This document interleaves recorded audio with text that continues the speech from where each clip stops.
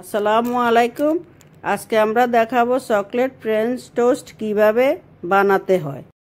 আধা কেজি দুধকে আমি 250 ml করেছি।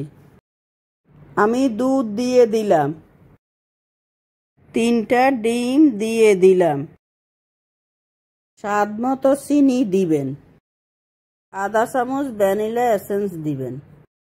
পাউরুটির উপর আমরা চকলেট পিনাট বাটার দিয়েছি। একটার উপরে চকলেট পিনাট বাটার দিবেন, আরেকটা খালি পাউরুটি উপরে দিয়ে দিবেন। ডিম দুধের মিশ্রণে দেওয়ার পর পাউরুটি এপিট ওপিট করে দিবেন। ফ্রাই প্যানটা হাইটে গরম করে দিবেন। বাটার অথবা রান্নার তেল দিয়ে ফ্রাই প্যানে ছড়িয়ে নেবেন। পাউরুটি মিডিয়াম হাই হিটে দিয়ে দিবেন।